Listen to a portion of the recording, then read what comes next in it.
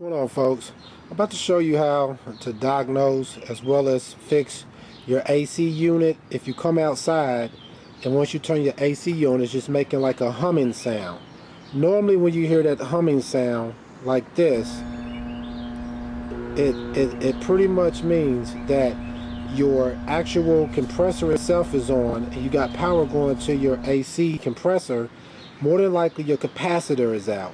Now I'm going to show you how to check your capacitor. Well, a quick way to check your capacitor. There's multiple ways you can do it, but there's a quick way you can do it once you remove it by looking and make sure it's not bowed or not wobbling at the bottom or kind of bowed out at the top. The first thing you want to do before you start messing with your AC compressor is turn off the power to it.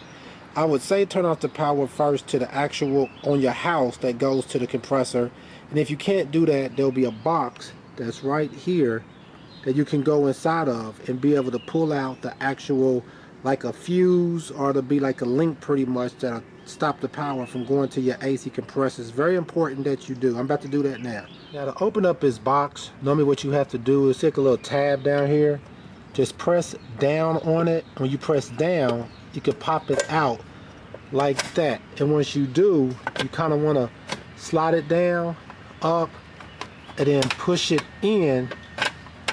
This one's a little old, so I may have a problem. Yeah. Push it in, and it should stay up. And what you'll see inside of there, I've already pulled out the actual, I guess you would call it the fuse, or the connectors that will bring the power to the AC unit. And what that looks like is right here. Basically what this is inside of your box up in that slot, and you'll see it look like this. You just want to pull it out if this is the type that you have.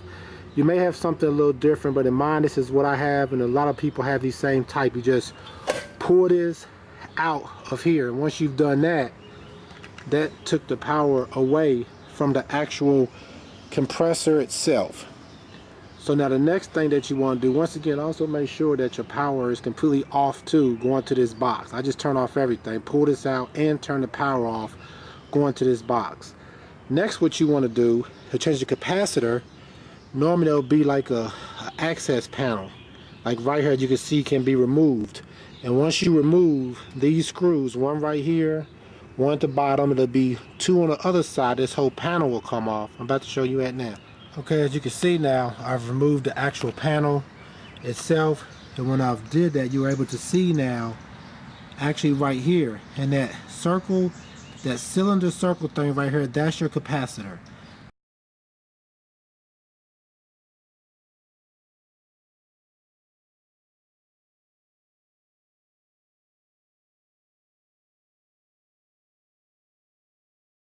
If you're dealing with capacitors, always remember, before you go touching on them or doing anything like that to them, you always want to understand that this capacitor pretty much has an electrical charge to it.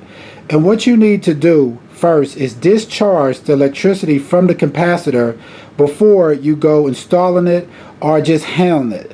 And the way to discharge the electricity from it is basically you could use different ways you can discharge it, but if you have, long as you have an insulated screwdriver with rubber on the handle part that you hold and a pair of gloves pretty much, and you can discharge the charge that could be on the capacitor that could actually harm you if you was to accidentally touch and shock you.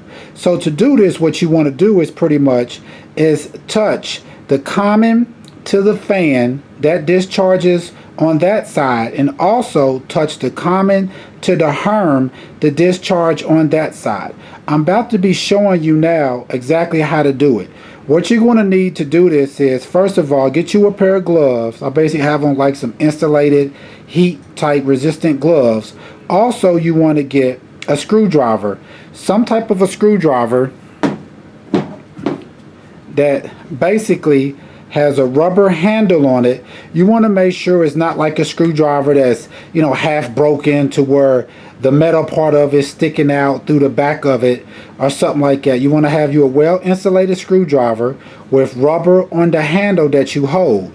Then what you're going to be doing pretty much is touching from your common to your fan, and then from your common to your Herm. And I'm about to be doing that now to show you how to do it. So the first thing you want to do when you look at your capacitor, you want to locate your one that says common. Like on this one right here, I can see the C on it that says common on this one. And this side says just your Herm. Yeah, this side is your Herm and this side is your fan. So to discharge, what I'm going to be doing is taking this screwdriver and kind of, like I said, make sure that you have a rubber insulated screwdriver. You don't want to be no pieces of metal or nothing sticking out, broken, anything like that. And also you want to make sure that you have on a pair of gloves just for added security. So what you're going to be doing is taking that, kind of sticking it through the middle, through there. Then you're going to want to touch. This is the common I'm first touching on first. And then I'm going to touch the other side like this. Hold on. Okay. See, I'm touching both of them like that. So see, there's no sparks or nothing like that. So that's telling me that there's no actual buildup of electricity between these two sides, which is the fan and the common. Now I'm going to do the other side. So see, I'm touching right now the common and the fan. Next one I'm going to do is go to the other side and touch the common and the Herm. Same thing, slide it through. See, I'm touching on that side and I'm going to touch the other side. You may hear a discharge. Okay. See how you don't hear anything? Well, that's telling me that there's no buildup electricity up there. If there was a buildup on it, you would hear a loud snap sound, basically a loud electrical discharge sound. When I touched it between the common, do it again, and the Herm. So I'm touching the two of them and there's no sound. That's what you want. You may want to do that a few times. You may want to do it a couple different times just to be sure there is no buildup of electricity, and then go back again to the common and to the fan side of it and touch that again like that also. See what I'm doing? I'm basically taking the screwdriver and I'm sticking it through this opening to make sure I make contact on both. Contact with the common and with the fan at the same time. Get a better angle. Okay, now you can see. See, I'm touching both of them at the same time. And by doing this, if there was a buildup of electricity, it would discharge that buildup. You may hear a loud snapping sound, like electrical discharge sound. Like I said, you want to always make sure you use an insulated screwdriver that completely has rubber around the back of it. You don't want to have a screwdriver that has like a crack in the back of it, or just a plastic type screwdriver. You want something with rubber on it, and you also want to wear some type of a gloves when you're doing this. Like it's wrong with your AC unit, the reason why it's making, well, your actual compressor, the reason why it's making like a humming sound, but the fan won't come on. Another thing you could do to kind of test that is when you have the compressor on and it's making a humming sound and the fan's not spinning, just take a stick or something like that down into the top of the fan where you can see the fan blade at and kind of spin it a little bit. A lot of time what this does will actually give your fan like a slight jump start. It'll make it start spinning, but normally it won't spin at the regular speed, maybe half speed or something like that, because your capacitor is bad. Now to remove your capacitor, what you do is just basically remove these wires that you'll see. I've already taken mine off of the top of it. Always also make sure you remember where the wires go back at. So kind of take a picture of it or look at it. On your capacitor itself, it'll have like different descriptions around the three different plug-ins, which is a dual capacitor, which you'll say have one will say fan, one will say like a C, which stands for a common, and the other one will say like something to do with the compressor itself. It's like it's a HERM, something like that, something to do with your compressor. Just remember where you took off the wires at on yours, looking at these little descriptions right here. Like this one says fan, I remember, okay, I had a brown wire on this one, and the other side says comments. I remember what wires was on which one. And to remove it's pretty simple. All you have to do to actually remove this is you'll see a screw right here. I've already unloosened it, and all you gotta do is just take that off. Sometimes you may be able to loosen it and you just kind of pull your capacitor on this one. I can just kind of pull it up and out like this, and now the capacitor is out.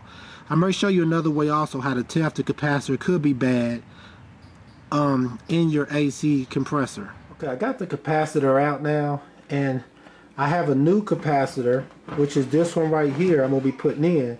And what you want to do sometimes is look at the top of your capacitors. See, this is brand new, so it should look nice and flat at the top of it, as well as the bottom of it should be nice and flat to when you set it down, it sets down nice and flat. This is the one I took out, which I believe is bad. The top of it pretty much looks pretty flat, but as you can see at the bottom of it is actually rocking. It's wobbling around, which means it's kind of bowed out.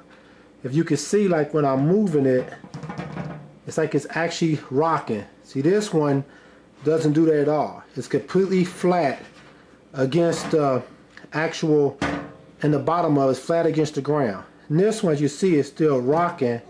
It's like it's bowed out, and that's a sign that your capacitor has blown pretty much. So what you would want to do now is install this capacitor back into your AC unit, making sure you put the wires back onto the correct prongs, which you can look on here. You'll see, like, hold on, you should be able to see where it's saying, like this one right here has words that says fan, and that's a C, which stands for common. So just remember, when you took the old ones off, the wires, which probably has the same description on, I see fan, yeah, it's the same thing. So remember which wire goes where by the color scheme, and basically just reinstall your capacitor back into your AC compressor.